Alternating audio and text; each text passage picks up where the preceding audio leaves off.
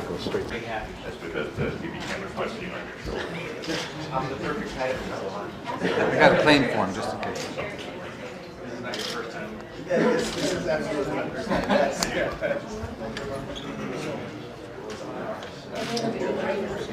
Good hands. Doing good. Sure. Very well. So far. You're allowed to respond.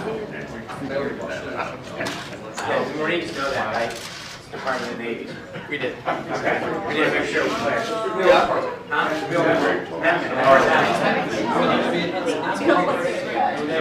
Facing this way with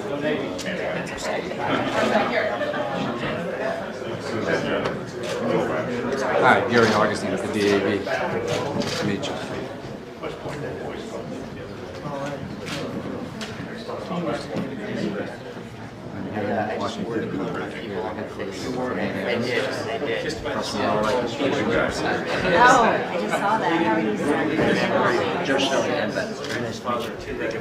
My mom gives to all of them.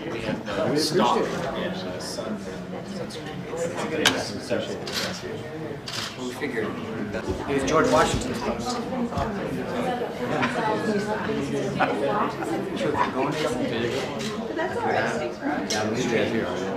Yeah.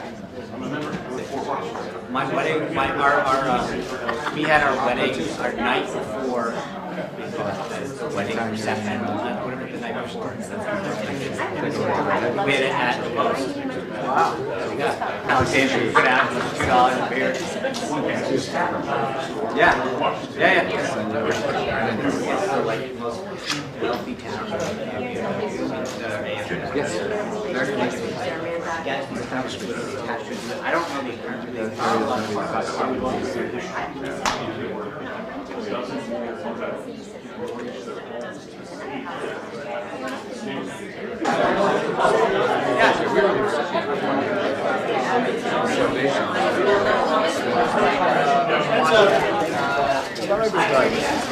Gary Augustine with the DAV. So nice to meet you. Nice to meet you. Thank you. How are you? Nice to meet you, Mr. Nice to meet you. Nice to meet you.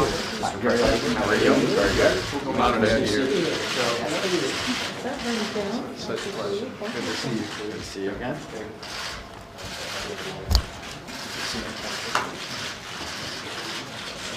Sit down, please.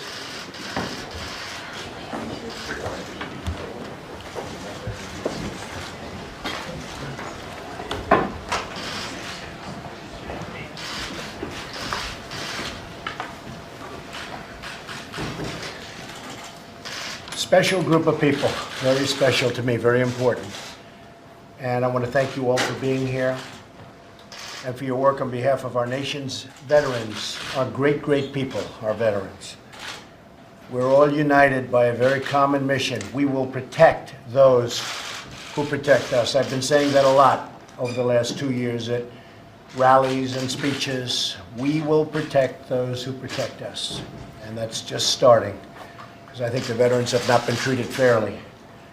And David and a group of brilliant, brilliant doctors and businessmen are forming a board, and you get the most talented people that I've ever seen working with you. This is no more games going to be played at the VA. And I want to thank David, your secretary, your new secretary, who's going to be so outstanding. I think he actually passed 100-0. When I heard that vote, I said, where did that come from? 100-0, right? Passed 100-0 for bringing your vision, experience, and determination to the crucial task of reforming the VA and ensuring care for our returning heroes and warriors. And tonight I'm having a major meeting with some of the people that we put on a board. Ike Perlmutter is an amazing man. Marvel, Disney, is one of the great, great businessmen of our time. And others, we're having a meeting tonight at what we call affectionately the Southern White House. Seems to be the most convenient location. Everybody always wants to go to the Southern White House. So are you going to be at that meeting? You heard about it, right? It's going to be great. All about the VA. The VA's mission statement is engraved in the plaques outside its headquarters. It reads, "To care for him who shall have borne the battle, and for his widow." It reads, "To care for him who shall have borne the battle, and for his widow and his orphan. And that was stated by Abraham Lincoln. That was Lincoln's Pledge, called Lincoln's Pledge. But for too many veterans, this hasn't been their experience at all. We've been reading horrible stories over the years. And already, David, I'm hearing it's getting much better. A lot of improvements are being made. And it's going to change, and under my administration, it will change. Very important to me. During my campaign, I outlined a detailed plan for reforming veterans' care throughout the country. And we're working to put that plan into effect, and it's moving, I think I can say honestly, ahead of schedule. As Commander-in-Chief, I will not accept substandard service for our great veterans.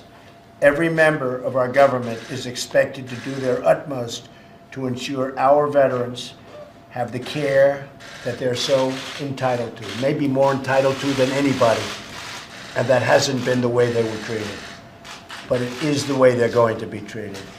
So again, I want to thank you all for being here. It's a great honor, and maybe I'll ask David just to say a few words. Sure.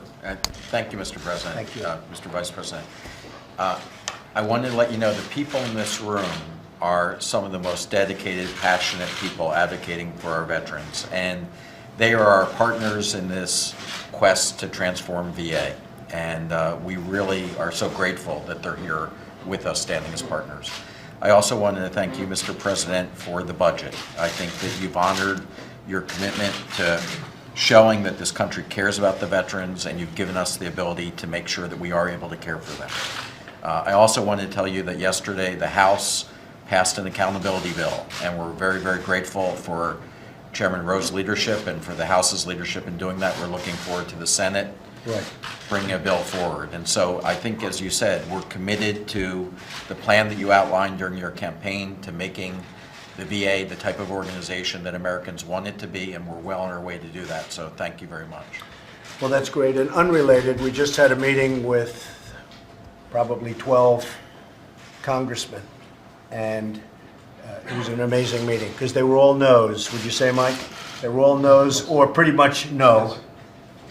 And after 15 minutes, now in all fairness, it's not 15 minutes, it's really after about 4 or 5 days, but after 15 minutes, they went from no to all yeses. So the healthcare looks like it's going to be in great shape. It's a great plan. The press doesn't give it a fair read, but I've heard that before. And then, you know, what are you going to do? The fake news. But it's a great plan, or I wouldn't be involved with it. I wouldn't be involved. So we have 12 no's. And we have rejiggered it, and we've done some great things, but the no's in every single case went to a yes.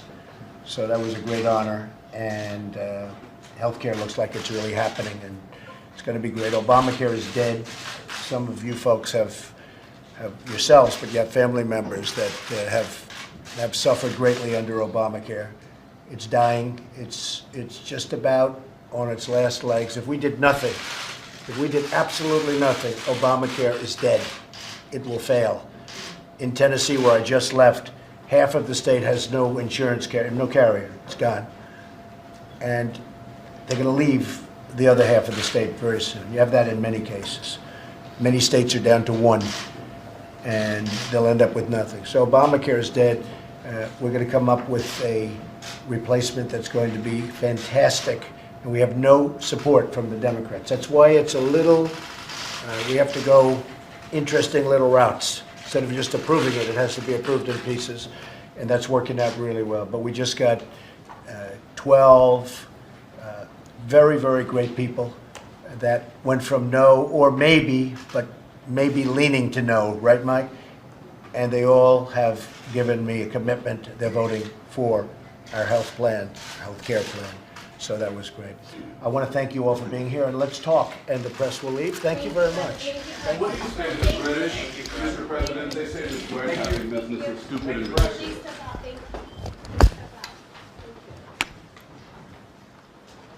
Nothing to say, Mr. President? Please go. Thank you. Thank you.